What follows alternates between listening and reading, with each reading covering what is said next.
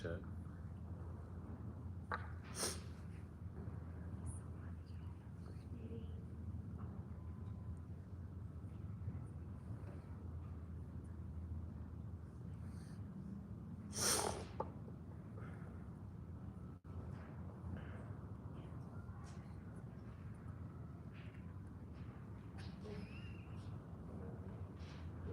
Check.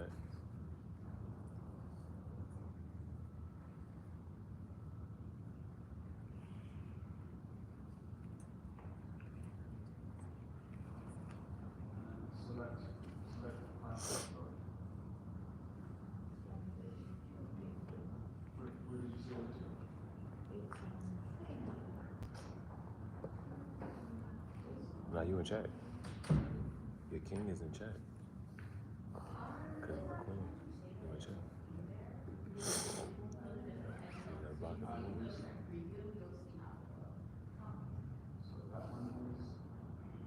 You can't. For that, they gotta go 2 and then 1, or 1 and then 2.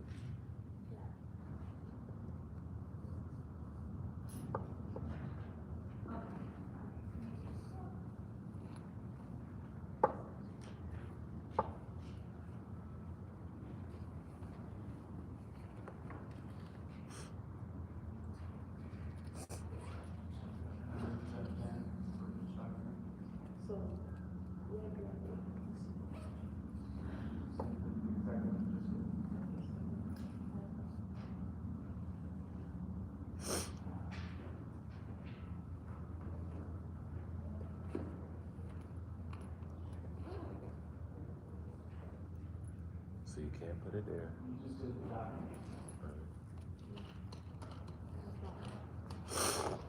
You can't go right there because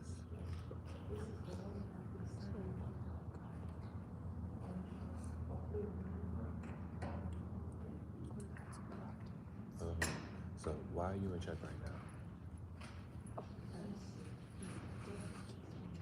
Okay, so that means you either gotta block this so that you gotta block it. So you can move this here, you can move this here, or you can go take the king and go there.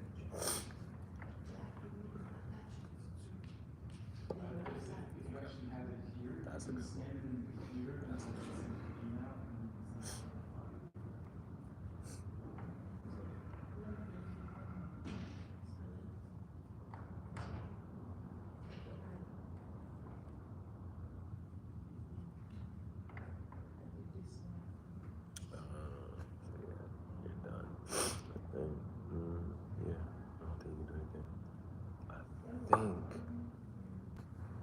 That would be checkmate.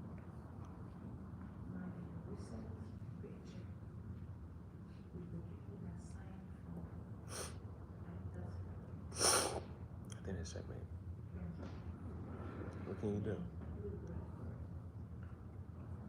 Do you know why you're in check? My queen is right here.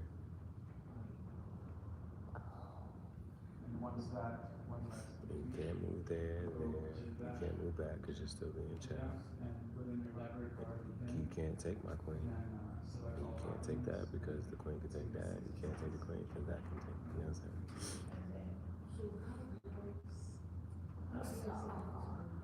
That's it. Wanna try it again? Try it again? Okay.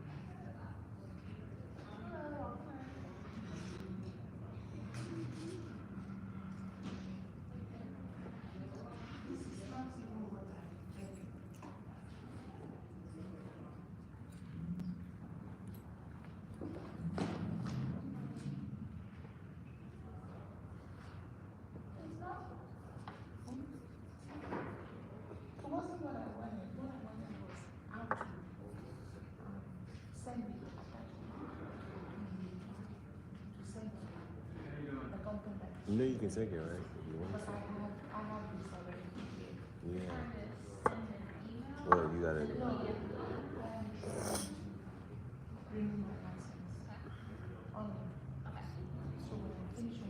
But then.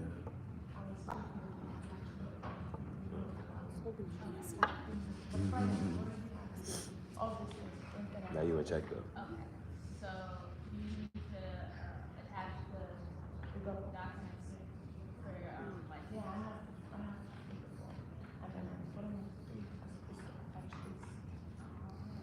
So I don't need to print this again because I have already printed it. Is it a website you're attaching to? Yeah. Check. Look at the website.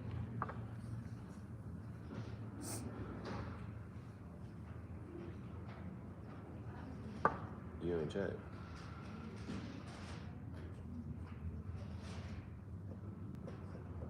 Cause my queen can take your phone. You still in chat like that.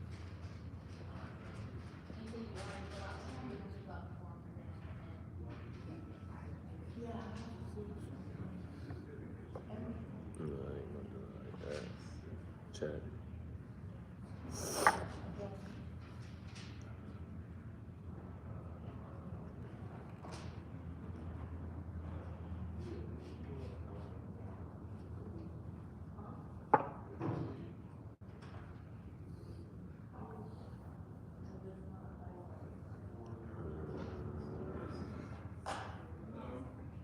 Chat.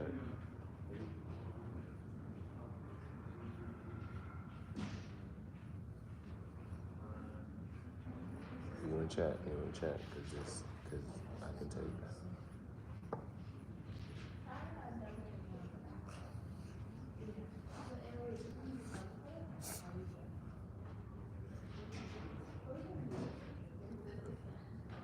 Check.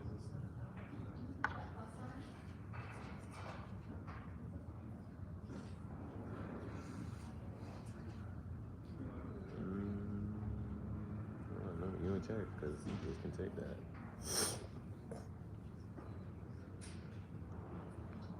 You can't move there. You can't move there because this can land right there. You can't move there.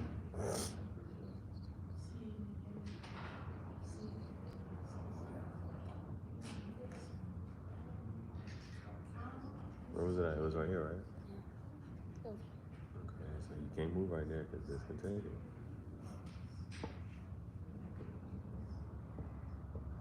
So, No.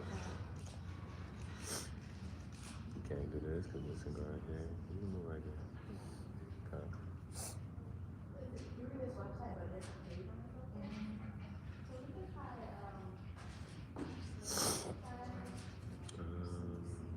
This might do it. Check. You know, you still gotta move. You can't take it right there. So what you gotta do?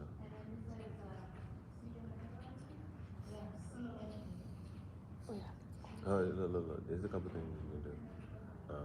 That can take this, but you're in check because this can take your king. So you can take this and move right there. So I take this one. You can't take that with this. That can only take this one. But you're in check because of this one.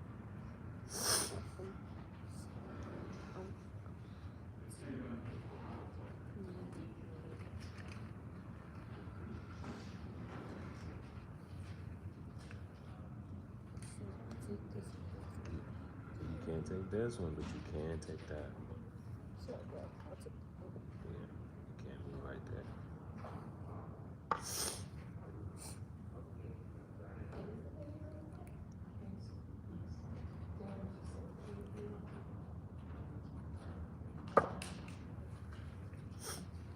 Oh, that was a bad move.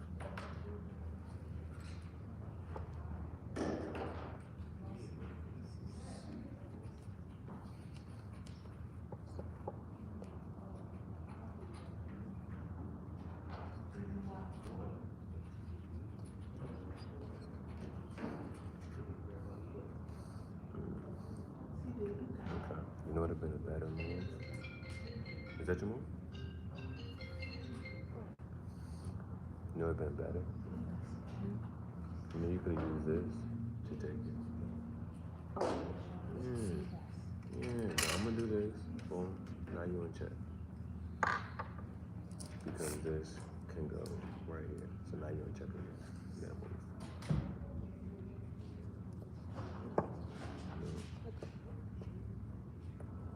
Can't take it off. Because of that, no. No, because that's okay.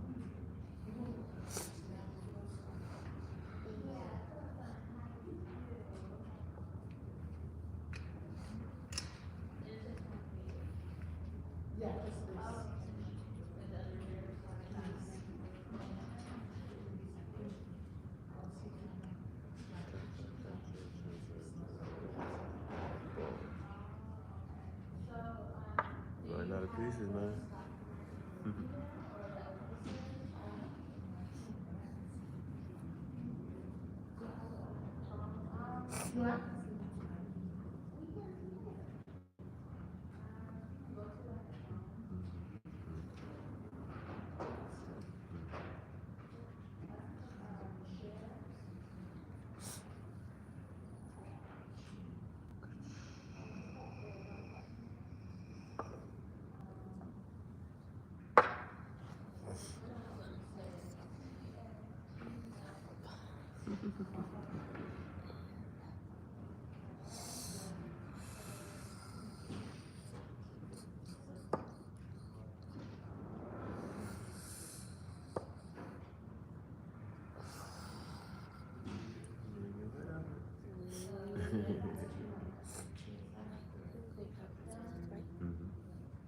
Yeah.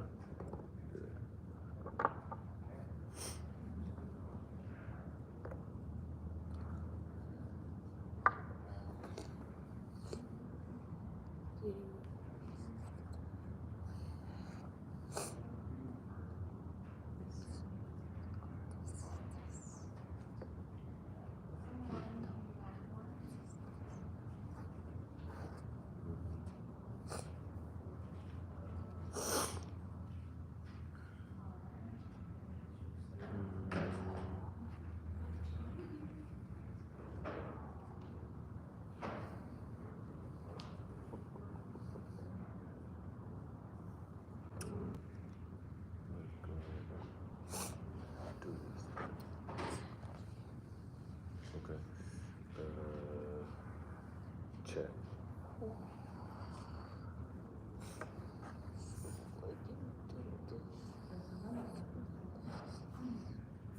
That don't help you. Remember? And then 2.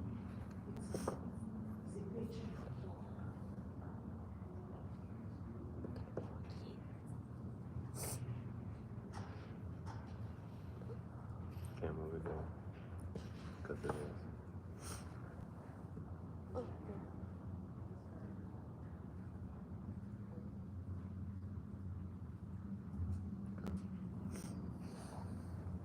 gonna take that.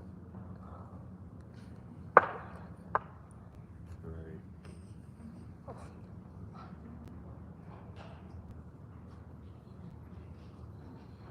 Yeah, I'm going to take that too. Now you just got 2 keys.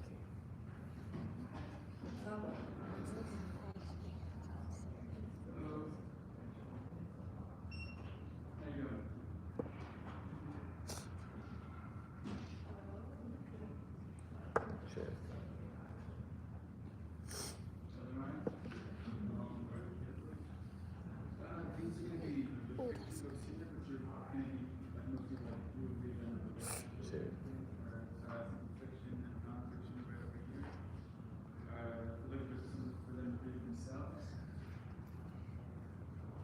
Check.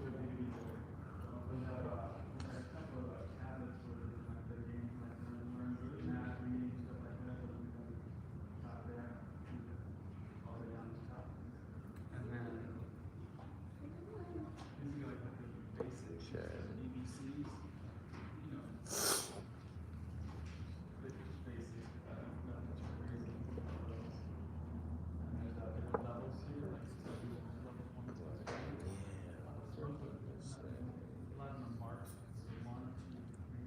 Check.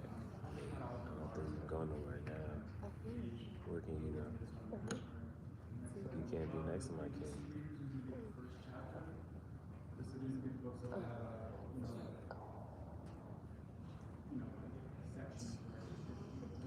Just block everything off here. You can't go this way. You can't, because this is why you're in check.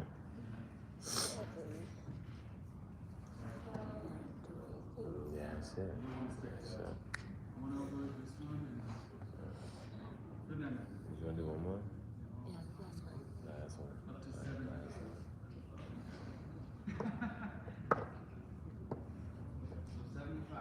Put your pieces on like that.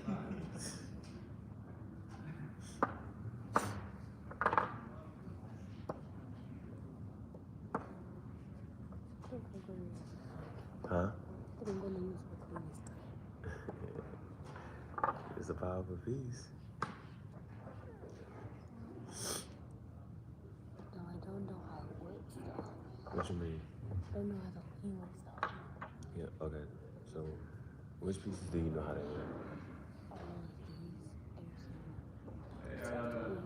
Okay, so how does this one work? Yeah, that one.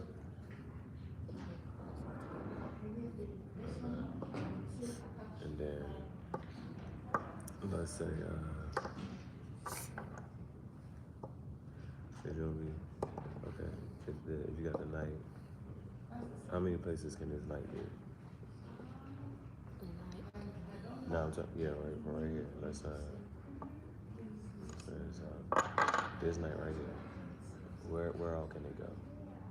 It can go right here. Move it. Let me see. Move it. Yeah. Where else? Where else?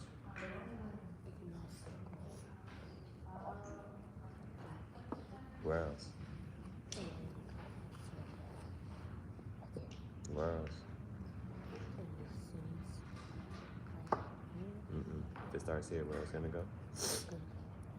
Where else? Where else?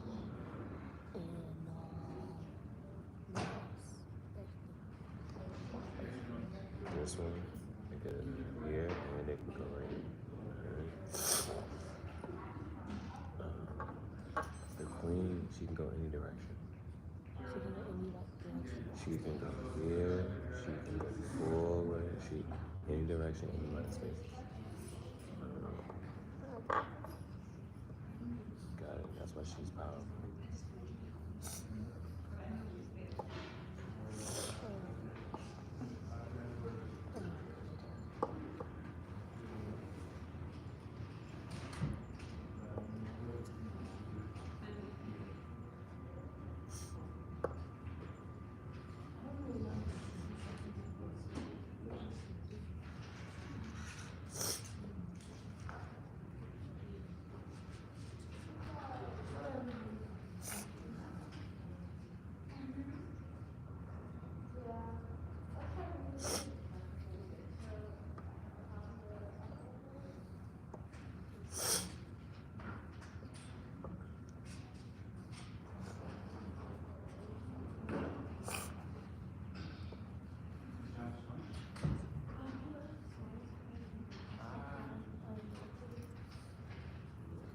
Mr. Johnson? Yeah. Josh, this is not Josh. This is Megan. Hey, Josh. Nice to meet you, sir. Appreciate it. So our manager, Why was that he over there? assigned us these appointments, so. Why was he over there? Did you have a library card? He ain't set the board up right. Okay. So we can log into any of the links. So how they get beside each other? PCs in the back, we have Macs at the front.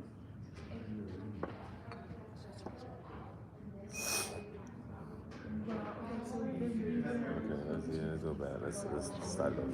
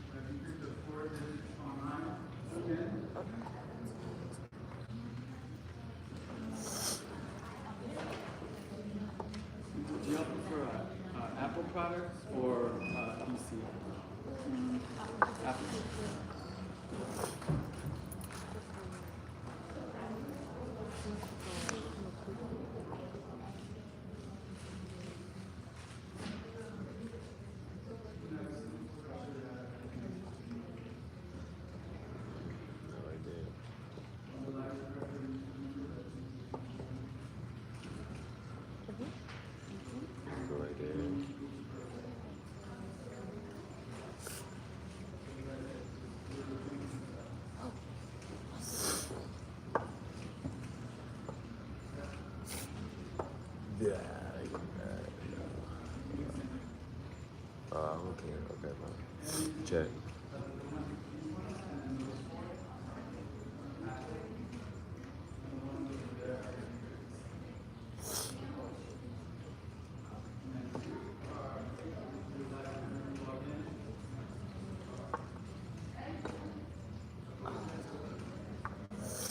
That's how it was.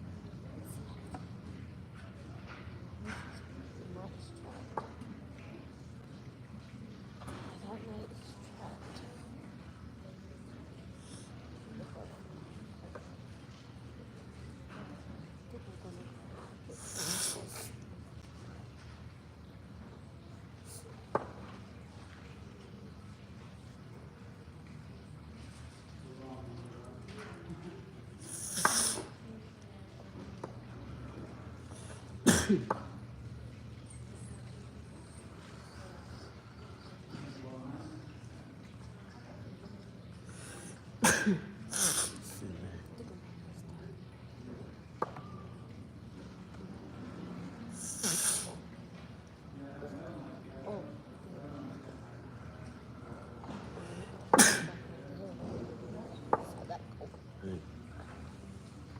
Can't move like that. I can't move it. Cause it's gonna. But I can't. No. So I'm going to. Why you? Yeah, are you scared? Why you scared? Why you trying to move on? I see. You're taking me now. Well, he can't. But your kid can't move because this night. You see this one, right? It can land here and here, so you can't move it there. And this night can land right here, so you can't move it. So I'm going to have to block it. You have to block what? Going to have to block it. Yeah. How you gonna do that? I might have to sacrifice. I might have to sacrifice.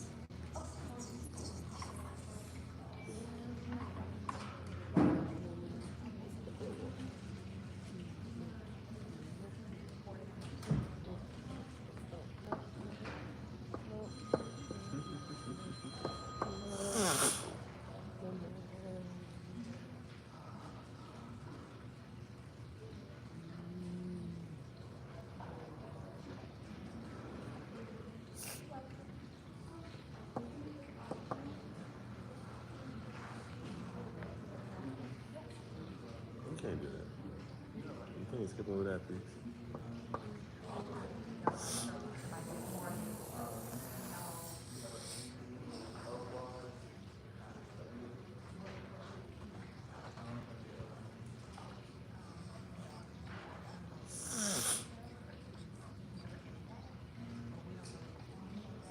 How you gonna do it like that? You thought, what you thought I was gonna do? You thought I was gonna move this and then you was gonna be in check? I mean, it could. If I move this, you'll be in check, right? But it ain't no point in doing that right now. What I do? No, I might do that. Yeah, I might do that. No, I ain't gonna do that. Take that.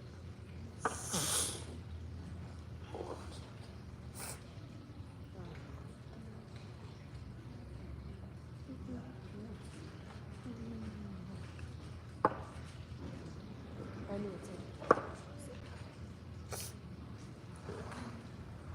Okay. I think that's checkmate right here.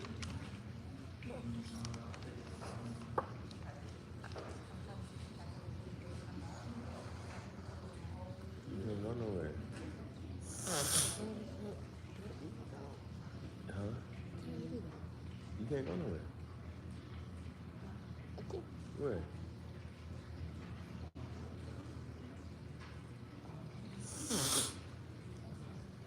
right here.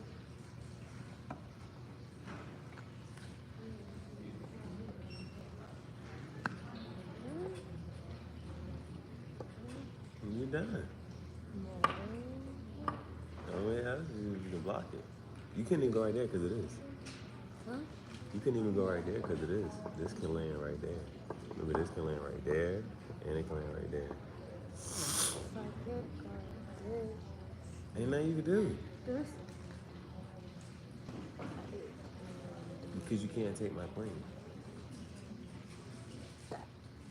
That's not why you in check. Why are you in check?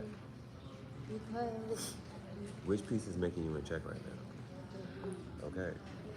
Can you block it or take it? can't, Or move out the way from it? can't. I can probably take it. Real what? If I move. You gotta be able to do it right now. No, that's not true.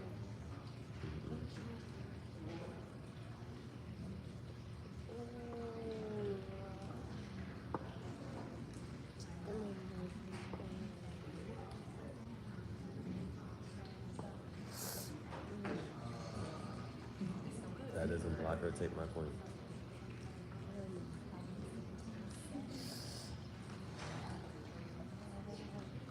Checkmate. Hmm?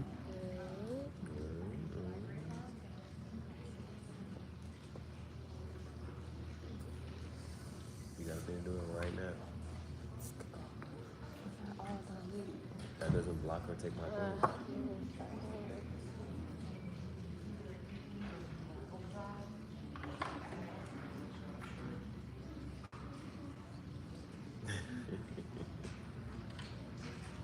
It's okay. Now, do you understand the point of the game? What's the point of the game? What you supposed to do?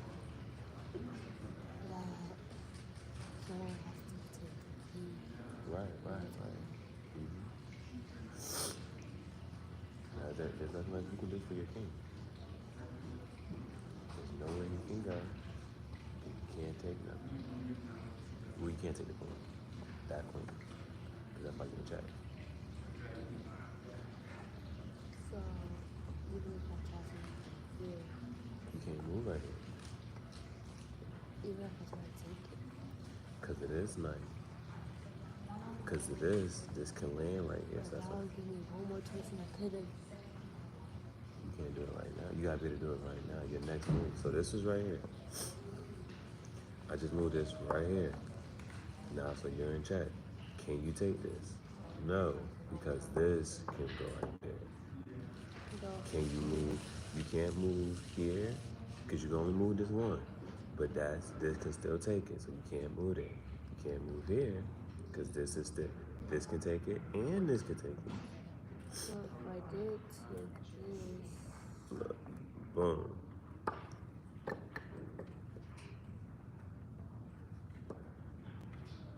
That's why you can't do it.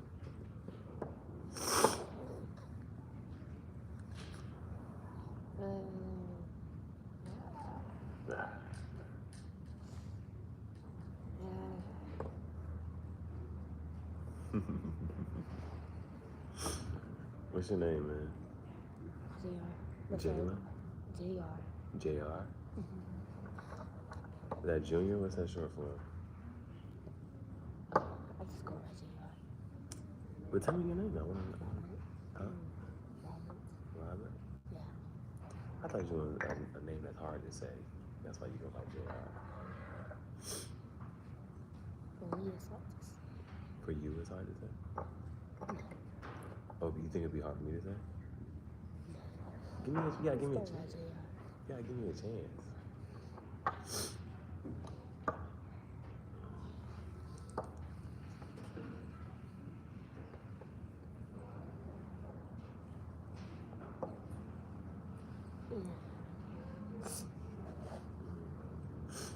That was a good name. I appreciate that.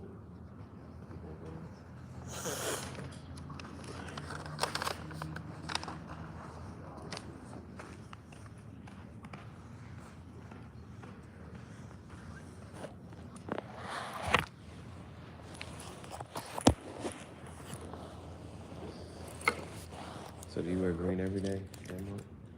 Yes. Oh, seriously? I was joking. Really? I was joking. Because when I met you, you had the green on. Right. And yesterday was St. Patrick's Day, although she still got her green on. Oh, yeah. So what's your favorite color? Yeah. Okay. The name in my book. I got you. What you playing? It's called I Love Watermelon, or I Want Watermelon.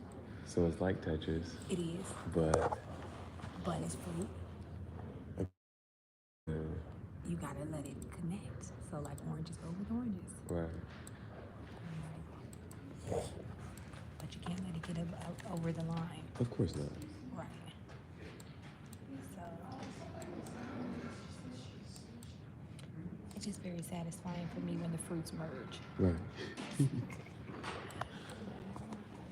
Have you played it before? No. Okay. Are you a game player? Yeah, well, you know me, it depends. Sometimes it's Call of Duty, sometimes I'm on Switch. I really like Pokemon, Okay. and stuff like that. Okay. Go what with you your be- mood. What you be playing? I Outside don't know of if this? this is it. shit. Oh, I like brain games. Okay. Always trying to strengthen up.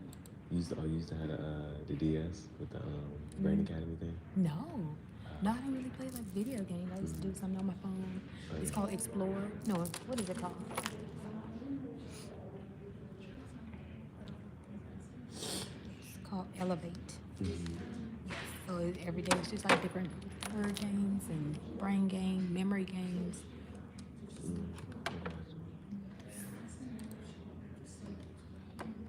No, I'm actually bored, so I was just trying to figure, but I just like to walk around, you know what I'm saying, see what I can get into, because you never know what you're going to experience for the day. You're right. So, You're right. so I just played him with chess. Yeah, how did that go? I beat him. Okay. I mean, he 11, so Yeah, right. if he was he'll get better at it. Yeah. And I mean, with kind people like you to strengthen him up and play with him, I'm sure he'll appreciate that. So what else can I do here? You gotta electronics. Get a book. Read a book? Yeah. Might as well. I'm at the library. Yeah, we got nice comfy chairs. Kick back, prop your feet up, read something. Okay, I'll do that.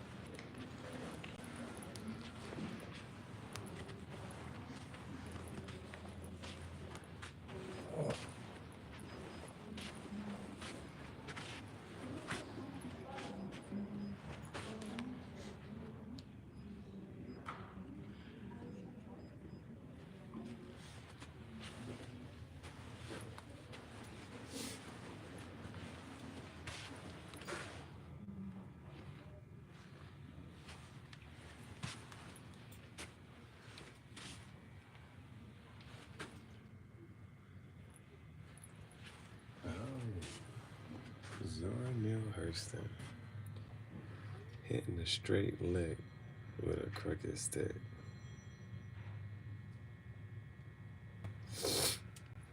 Okay. Let's see what this one does. Stories from the Harlem Renaissance.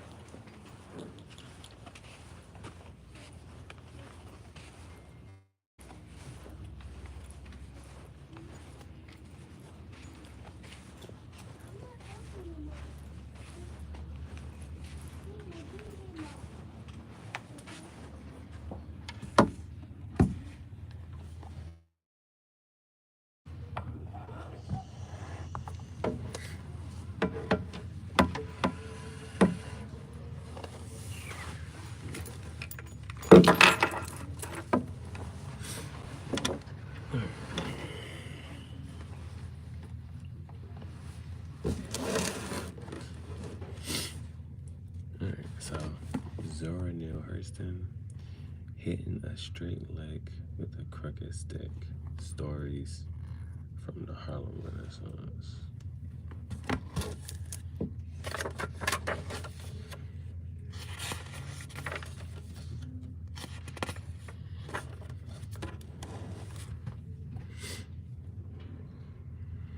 There's an editor's note, there's a foreword, there's an introduction.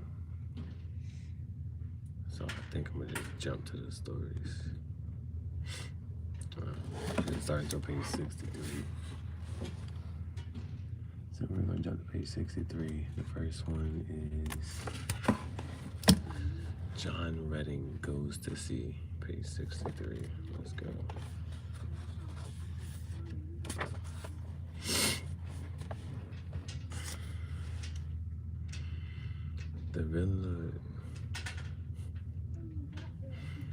The villagers said that John Redding was a queer child. His mother thought he was too. She would shake her head sadly and observe to John's father, "Alf, it's too bad our boy's got a spell on him." The father always met this lament with indifference, if not impatience. "Oh, woman, stop that talk about conjure. Tain't so know how. And don't want John to get that foolishness in him." So you can see how the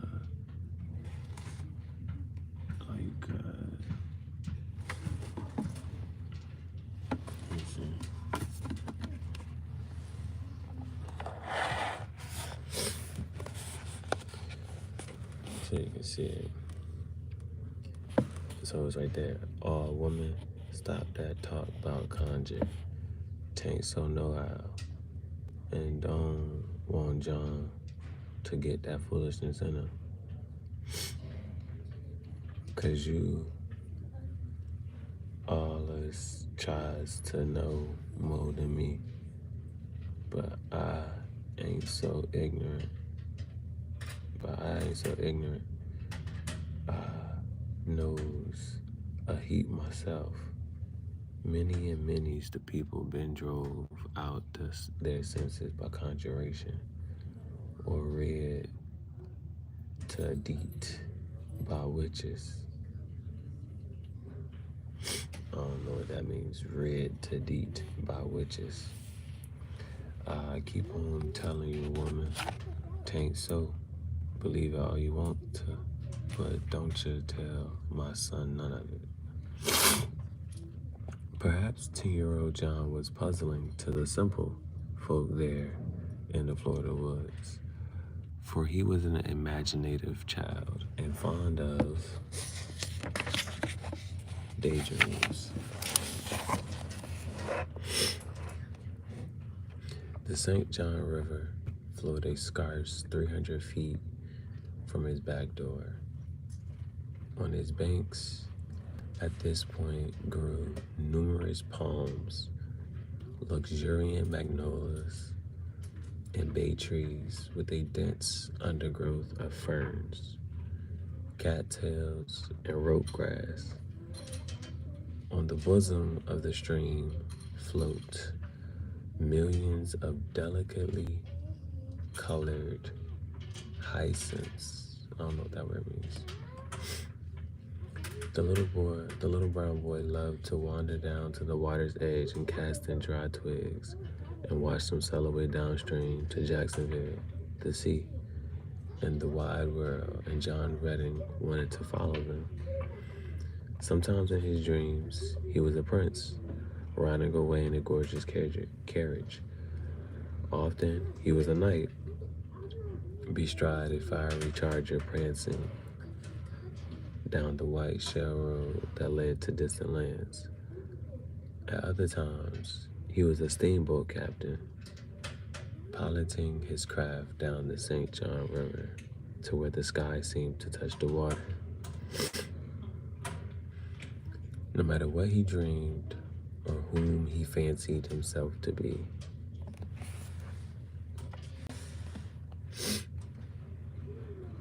he always ended by riding away to the horizon, for in his childish ignorance, he thought this to be the farthest land.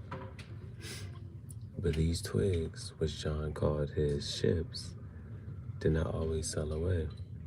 Sometimes they would be swept in among the weeds, growing in the shallow water, and be held there. One day his father came up upon him,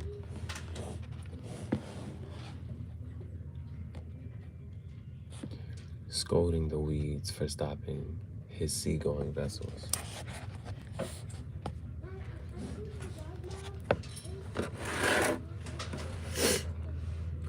Let go my ships, you old mean weeds.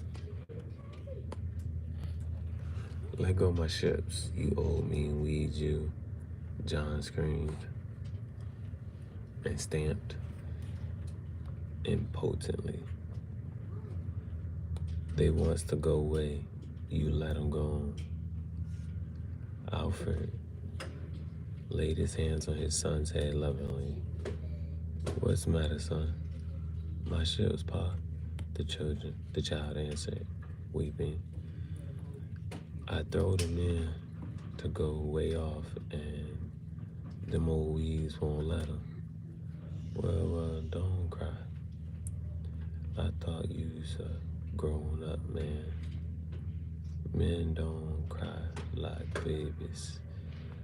You mustn't take it too hard about your ships. You gotta get stressed. You gotta get used to. You gotta get used to things getting tied up. There's lots of folks that you going off to if something didn't catch them and hold them. There's lots of folks that'll go off and to F something. There's lots of folks that'll go off too if something didn't catch them and hold them. Alfred Redding Brown face grew wistful for a moment, and the child, noticing, asked quickly, do weeds tangle up folks too, Pa? Do weeds tangle up folks too, Pa? Nah, child, don't be taking too much stock of what I say. I talk some parables sometimes. Come on, let's go to supper. Alf took his son's hands and started slowly toward the house. Soon John broke the silence. Pa, when I get as big as you, I'm going farther than them ships. I'm going to where the sky touches the ground.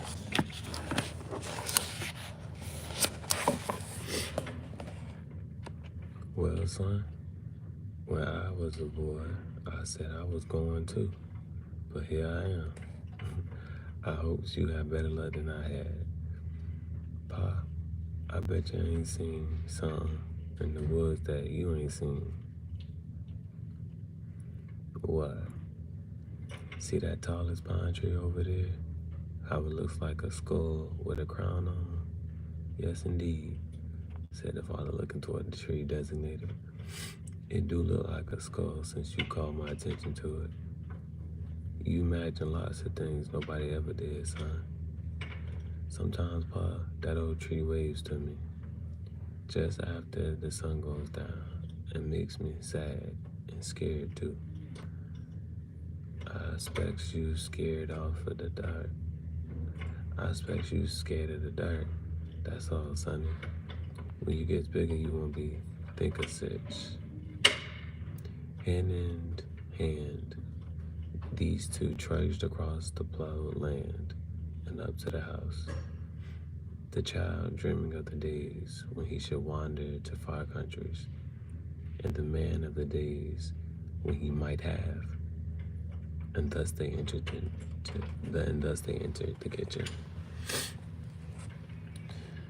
Maddie Redding, John's mother, was setting the table for supper. She was a small, wiry woman with large eyes that might have been beautiful when she was young, but too much weeping kept them watery and weak.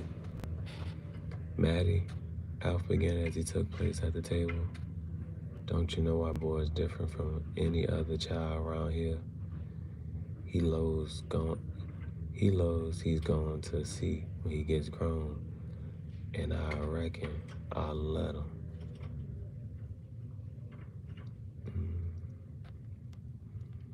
The woman turned from the stove, skillet in hand.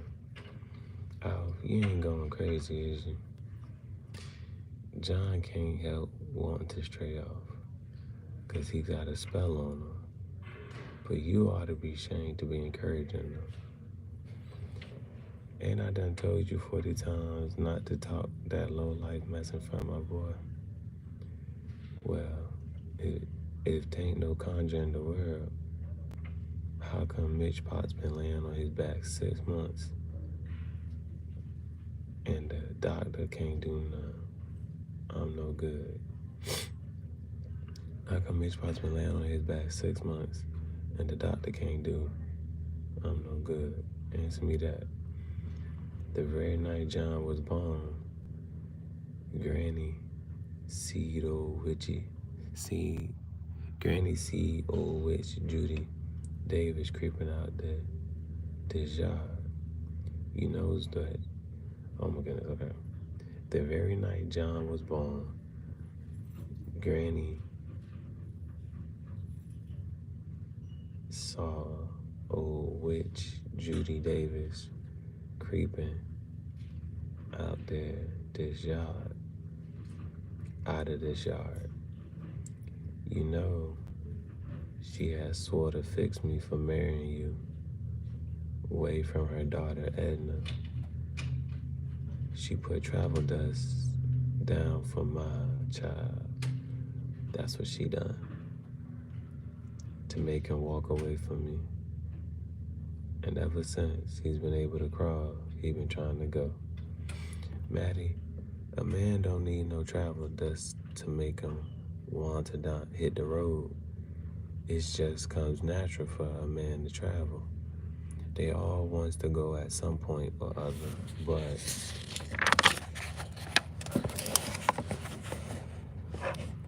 when they can't all get away.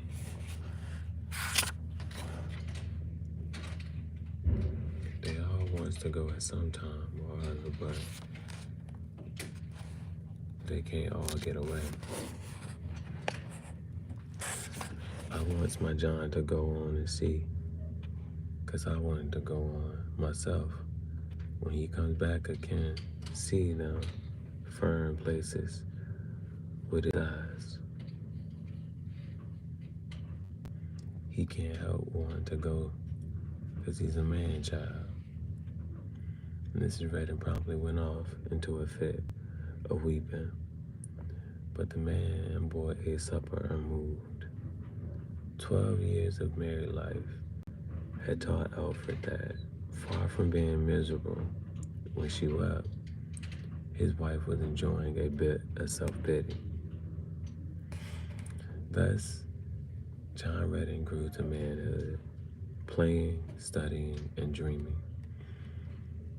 He attended the school village, as did most of the youth about him, but he also went to high school at the county seat where none of the villagers went. His father shared his dreams and ambitions, but his mother could not understand why he should wish to go on to strange places where neither she nor his father had been. No one of their community had been farther away from Jacksonville. Few, indeed, had ever been there. Their own gardens, general store, and occasional trips to the county seat 7 miles away sufficed for all their needs. Life was simple indeed for these folks. John was the subject of much discussion among the country folk. Why didn't he teach school instead of thinking about strange places and people? Did he think himself better than any of the bells there about that he would not go according any of them?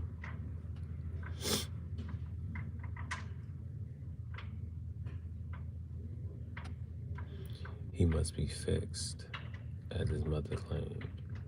Else where did his queer notions come from? Well, he was always queer, and no one could expect the man to be different from the child. They never failed to stop work at the approach of Alfred in order to be at the fence to inquire after John's health and ask when he expected to leave. Oh, Alfred would answer yes, as soon as his ma gets reconciled to the notion. He's a mighty dutiful boy, my John is. He don't want to hurt her feelings. The boy had on several occasions attempted to reconcile his mother to the notion, but found it a difficult task.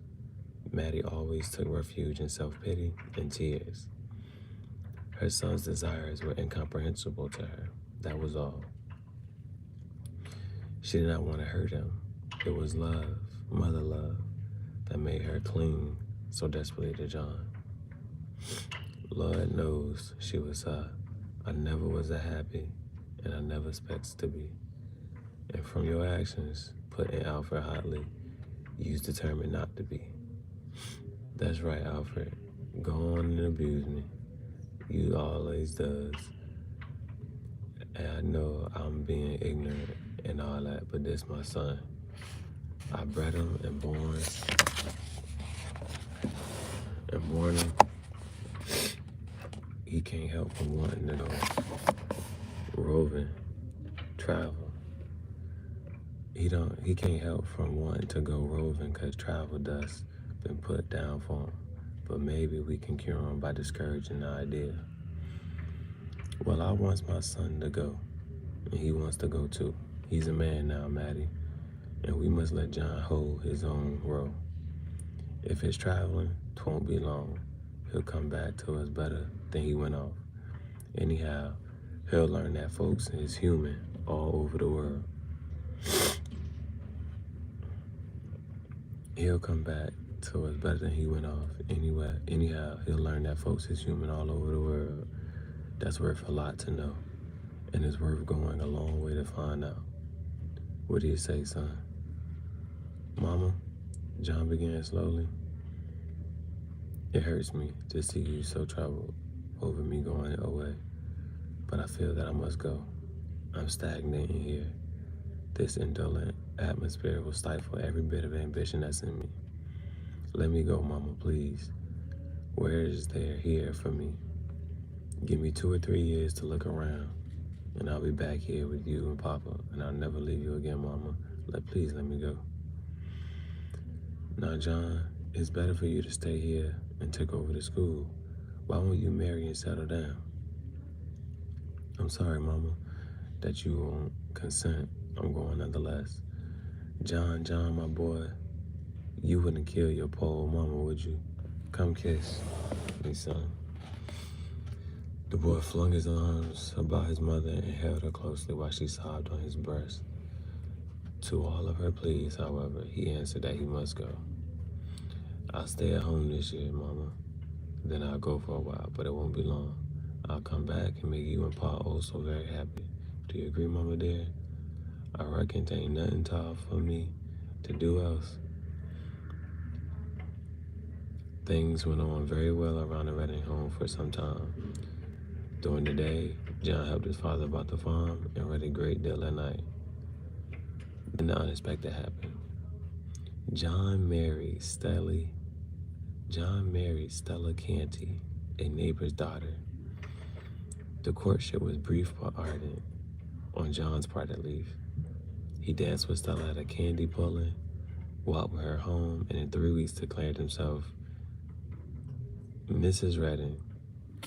Walked with her home, and in 3 weeks declared himself. Mrs. Redding declared that she was happier than she had ever been in her life. She therefore indulged in a whole afternoon of weeping. John's change was occasioned possibly by the fact that Stella was really beautiful. He was young and red-blooded in the time of spring. Springtime in Florida is not a matter of peeping violets or bursting buds merely. It is a riot of color in nature, glistening, green leaves, pink, blue, purple, yellow blossoms that fairly stagger the visitor from the north. The miles of hyacinths are like an undulating carpet on the surface of the river and divide reluctantly when the slow-moving alligator push their way log-like cross. The nights are white, nights as the moon shines with dazzling splendor, or in the absence of that goddess, the soft darkness creeps down, laden with innumerable scents. The heavy fragrance of magnolias mingled with the delicate sweetness of jasmine and wild rice and wild roses. If time and propinquity conquered John, what then? These forces has overcome older men. The raptures of the first few weeks over, John began to saunter out to the gate to gaze wistfully down the white dusty road, or to wander again to the river as he had done in childhood. To be sure, he did not send forth twig ships any longer, but his thoughts would, in spite of himself, stray downriver to Jacksonville to see the wide world, and poor home-tied John Redding wanted to follow them.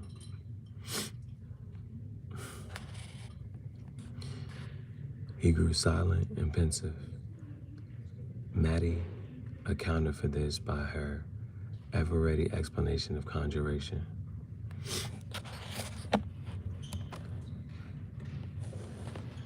Alfred said nothing, but smoked and puttered about the barn more than ever. Stella accused her husband of indifference and pouting. At last, John decided to bring matters to a head and broach the subject to his wife. Stella, dear, I want to go roving about the world for a spell. Would you stop here with Papa and Mama and wait for me to come back? John, is you crazy sure enough? If you don't want me, say so, and I can go home to my folks. Stella, darling, I do want you, but I want to go away too. I can have both if you'll let me. We'll be so happy when I return. Now, John, you can't push me off one side like that. You didn't have to marry me. There's a plenty others that would have been glad enough to get me. You know I won't educated beforehand. Don't make me too conscious of my weakness, Stella. I know I should have never married you with my inclinations, but it's done now. No use to talk about what is past. I love you and I want to keep you, but I can't stifle that longing for the open road, rolling seas, for peoples and countries I have never seen. I'm suffering too, Stella. I'm paying for my rations and man before I was ready.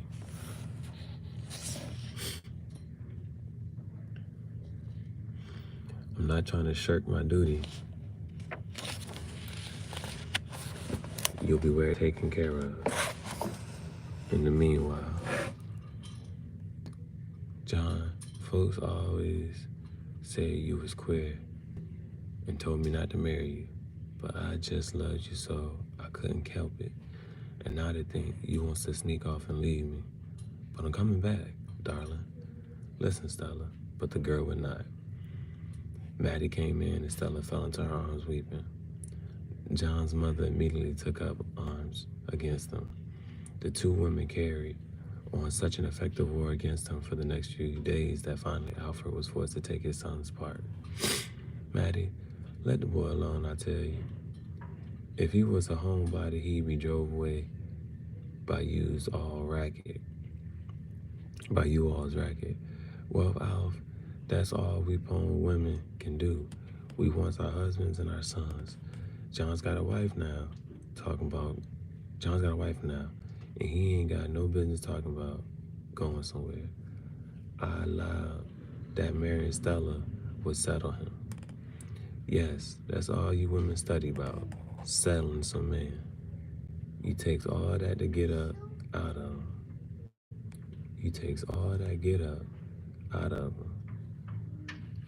Just let a fella make a motion, like getting somewhere and some woman are begging to hold her. Stop there. Where's you going? Don't forget you belong to me. My God, Alf, what you reckon Stella's going to do? Let John walk off and leave her? Nah, get out of her foolishness and go along with her. He'd take her. Stella ain't got no call to go crazy, 'cause John is. She ain't a woman to be flopping around from place to place like some of these reps following a section game. The man turned abruptly from his wife and stood in the kitchen door. A blue haze hung over the river, and Alfred's attention seemed fixed upon this. In reality, his thoughts were turned inward. He was thinking of the numerous occasions upon which he and his son had sat on the fallen log at the edge of the river and talked of John's proposed travels. He had encouraged his son, giving him every advantage of his poor circumstances would permit. And now John was home-tied. The young man suddenly turned the corner of the house and approached his father. Hello, Papa. Hello, son. Where's Mama and Stella? The older man merely jerked his thumb toward the interior of the house and once more gazed pensively toward the river. John entered the house and kissed his mother fondly.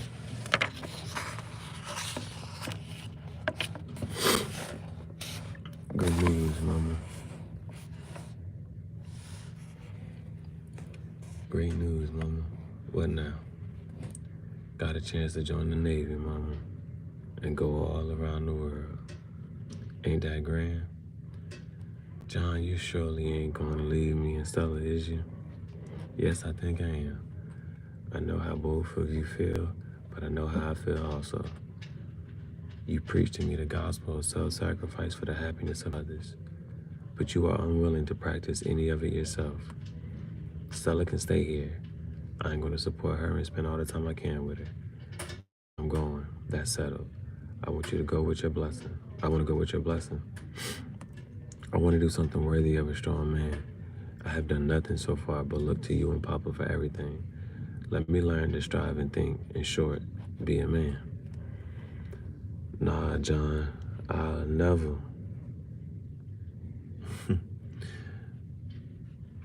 Nah, John, I'll never give my consent.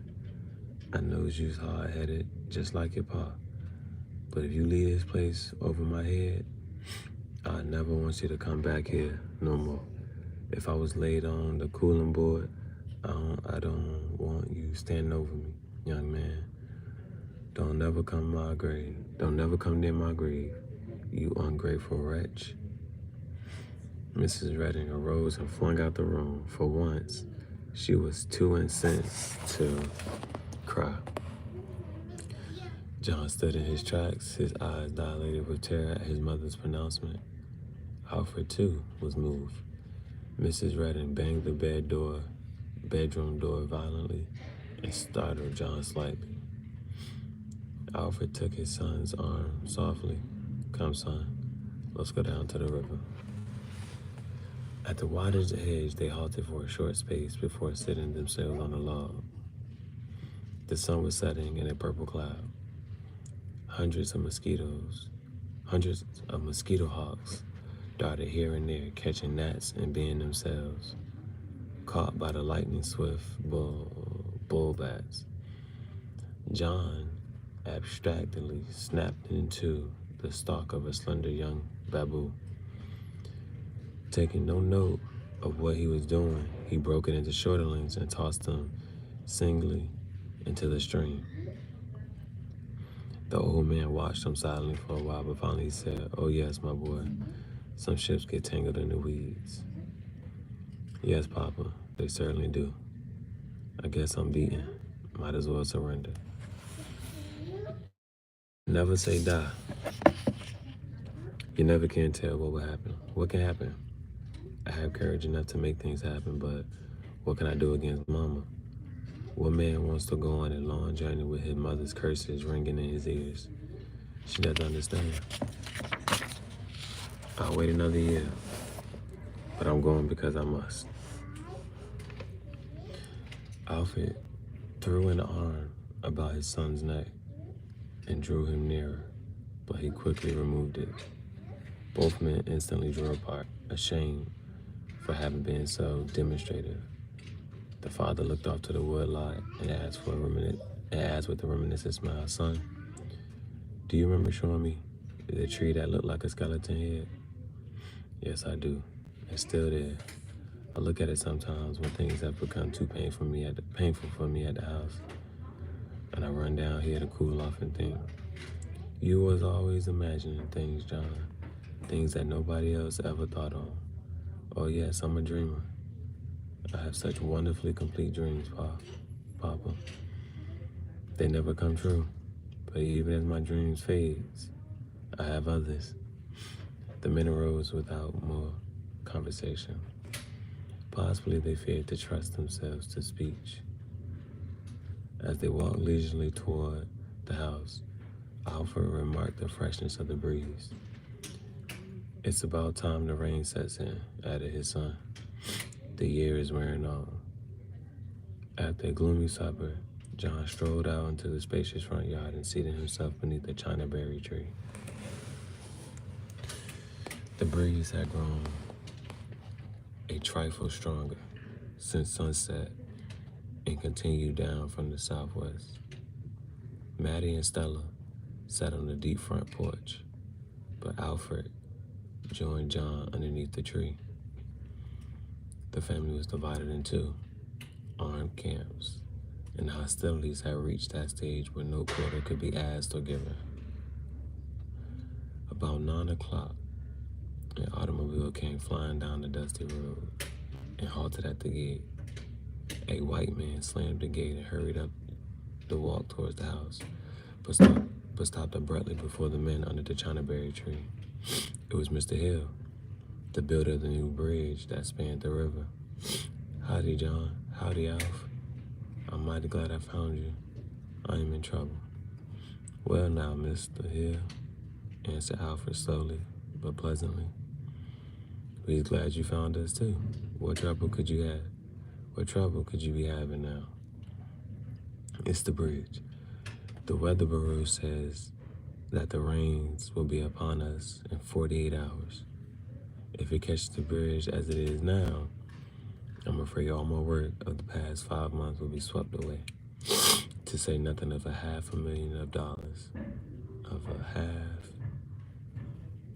To say nothing of $500,000 worth of labor and material. I've got all my men at work now, and I thought to get as many extra hands as I could help out tonight and tomorrow. We can make her weather tight in that time if I can get about 20 more. "I'll go, Mr. Hill," said John with a great deal of energy. "I don't want Papa out on that bridge. Too dangerous." "Good for you, John," cried the white man. "Now I've had a few more men of your brawn, I could build an entirely new bridge in 48 hours. Come on and jump into the car. I am taking the men down as I find them. Wait a minute. I must put on my blue jeans. I won't be long." John arose and strode to the house. He knew his mother and wife had overheard everything, but he paused for a moment to speak to her. "Mama, I'm going to work all night on the bridge." There was no answer. He turned to his wife. "Stella, don't be lonesome. I'll be home at daybreak." His wife was as silent as his mother. John stood for a moment on the steps, then resolutely strode past the woman and into the house. A few minutes later, he emerged clad in his blue jeans and broggans. This time, he said nothing to the silent figures rocking back and forth on the porch. But when he was a few feet from the steps, he called back, "Bye, Mama, bye, Stella," and hurried down the walk to where his father sat. "So long, Papa. I'll be home around 7. Alfred roused himself and stood, placing both hands upon his son's broad shoulders. He said softly, "Be careful, son, don't fall or nothing." "I will, Papa. Don't you get into a quarrel on my account." John hurried on to the waiting car and was whirled away. Alfred sat for a long time beneath the tree where his son had left him and smoked on. The woman soon went indoors.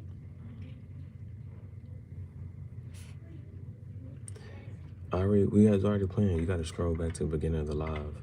If you scroll back to the beginning of the live, I was playing the boy. We played 3 games.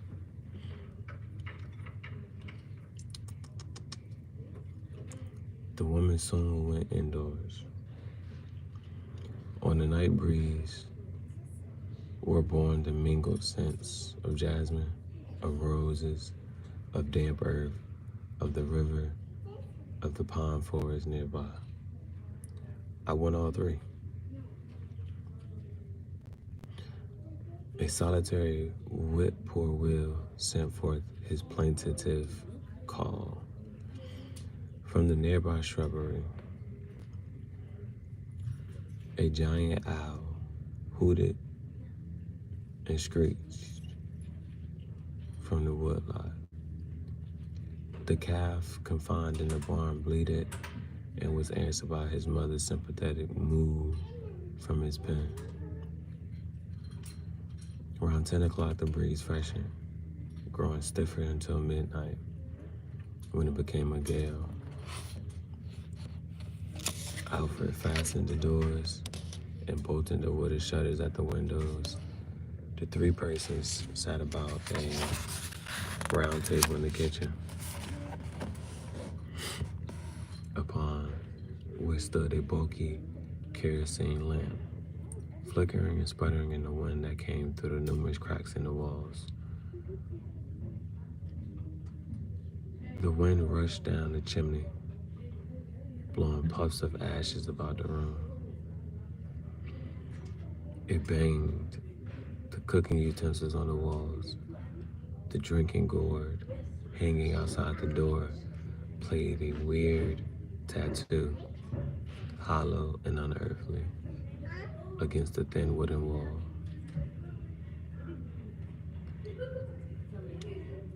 The man and the woman sat silently. Even if there had been no storm, they would not have talked. They could not go to bed because the women were afraid to retire during the storm, and the man wished to stay awake and think of his son.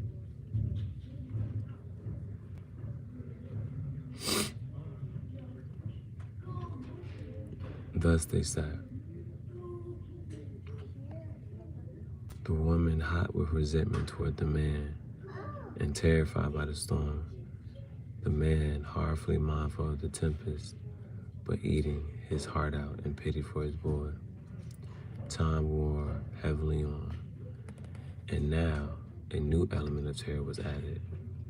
A screech owl alighted on the roof and shivered forth his doleful cry. Possibly he had blown out of his nest by the wind. Maddie started up at the sound, but fell back in her chair, pale as death. "My God," she gasped. "That's a sure sign of death." Stella hurriedly thrust her hand in the salt jar and threw some into the chimney of the lamp. The color of the flame changed from yellow to blue-green, but this burning of the salt did not have the desired effect to drive away the bird from the roof. Maddie slipped out her blue calico wrapper and turned it wrong side out before replacing it. Even Alfred turned one side. Alf, said Maddie, what do you reckon is going to happen from this? How do I know, Maddie? I wish John hadn't went away from here tonight. Huh? Outside the tempest raged. The palms rattled dryly, and the giant pines groaned and sighed in the grip of the wind. Flying leaves and pine mass filled the air. Now and then, a brilliant flash of lightning disclosed a bird being blown here and there with the wind. The prodigious roar of the thunder seemed to rock to earth. Black clouds hung so low that the tops of the pine trees, among them, moaned slowly with the wind, before the wind. Goodness gracious, I'm messing this one up. Black clouds hung so low that the tops of the pines, among them, moaned slowly before the wind and made the darkness awful. The screech owl continued his tremulous cry. The wind ceased and the rain commenced. Huge drops clattered down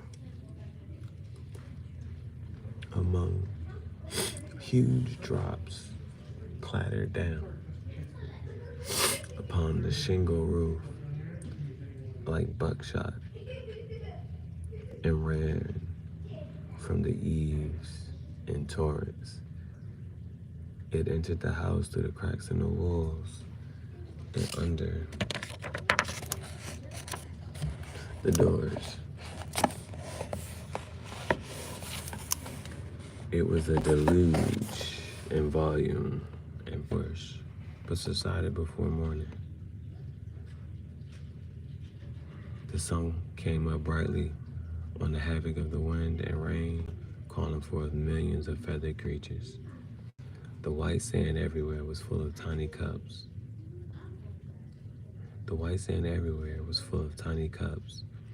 Dug out by the force of the falling raindrops. The rims of the little depressions crunched noisily underfoot. At daybreak, Mr. Redding set out for the bridge. He was uneasy. On arriving, he found that the river had risen 12 feet during the cloudburst and was still rising. The slow St. John was swollen far beyond its banks and rushing onto the sea like a mountain stream, sweeping away houses, great blocks of earth, cattle, trees, in short, anything that came within its grasp. Even the steel framework of the new bridge was gone. The siren of the fiber factory was tied down for half an hour, announcing a disaster to the country. Sighed. When Alfred arrived, therefore, he found nearly all the men of the district there. The river, red and swollen, was full of floating debris. Huge trees were swept along as relentlessly as chicken coops and fence rails. Some steel piles were all that was left of the bridge. Alfred went down to a group of men who were fishing, members of the ill-fated construction gang, out of the water. Many were able to swim ashore unassisted. Wagons backed up and were hurriedly driven away, loaded with wet, shivering men. 2 men had been killed outright. Others seriously wounded. 3 men had drowned. At last, all had been accounted for except John Redding. His father ran here and there asking for him or calling him. No one knew where he was. No one remembered seeing him since daybreak. Dozens of women had arrived at the scene of the disaster by this time. Maddie and Stella wrapped in woolen shawls, were among them. They rushed to Alfred in alarm and asked him where John was. I don't know, answered Alfred impatiently. That's what I'm trying to find out now. Do you reckon he's run away? Asked Stella thoughtlessly. Nah, she answered sternly. He ain't no sneak. The father turned to Fred Mims, one of the survivors, and asked him where John was and how had the bridge been destroyed. You see, said Mims, when that terrible wind come up, we was out about the middle of the river. Some of us was on the bridge, some on the derrick. The wind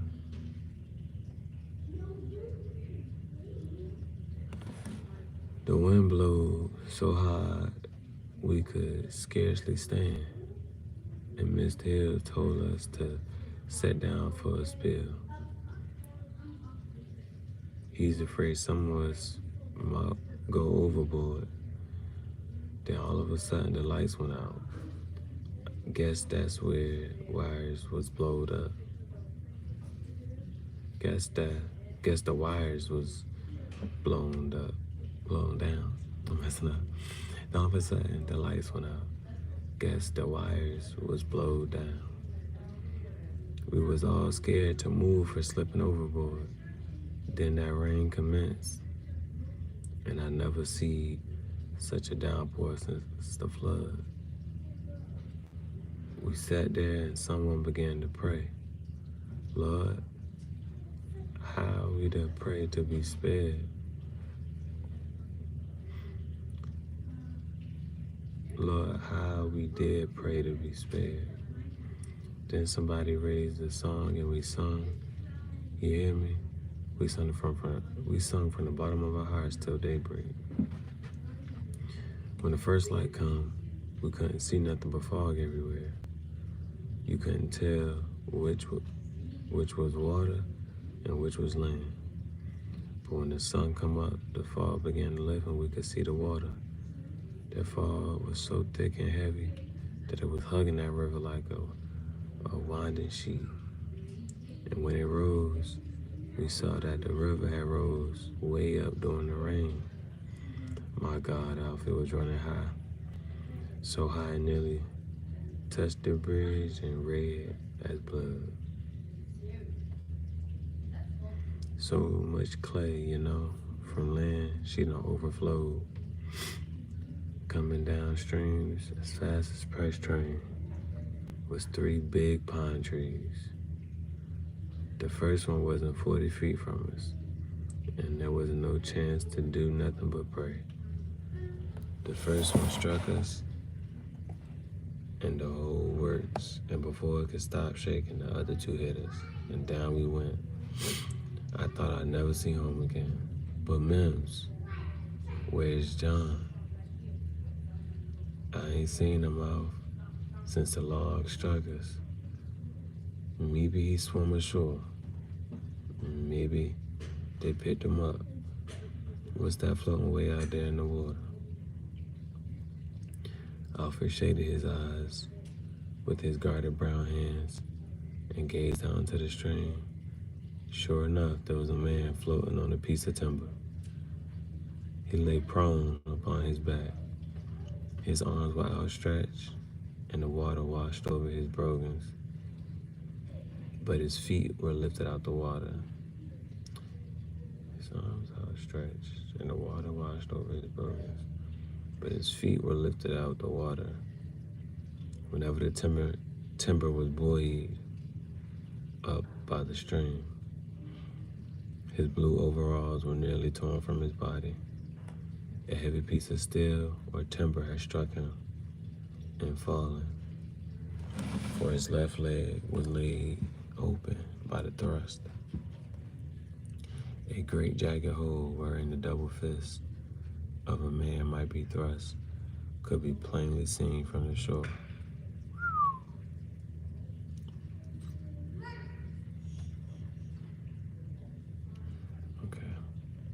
A heavy piece of steel or timber had struck him and fallen. A great jagged hole wherein the double fist of a man might be thrust could plainly be seen from the shore. The man was John Redding.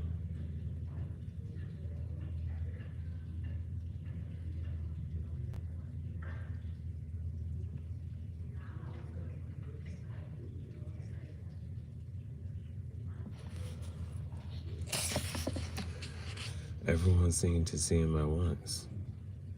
Stella fell to the wet earth in a faint. Maddie clung to her husband's arms, weeping hysterically. Alfred stood very erect, with his wife clinging tearfully to him, but he said nothing.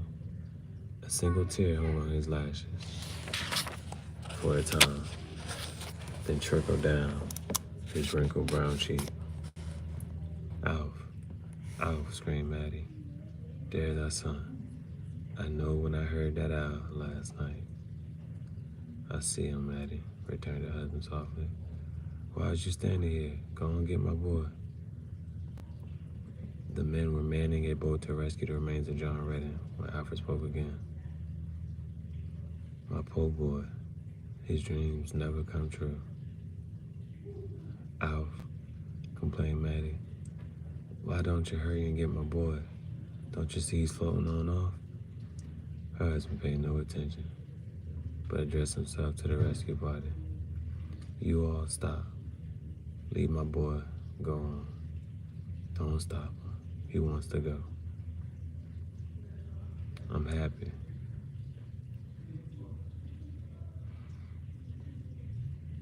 Because this morning my boy is going to sea. He's going to sea. Out on the bosom of the river, bobbing up and down, as if waving goodbye, John Redding floated away to Jacksonville, the sea, the wide world, at last.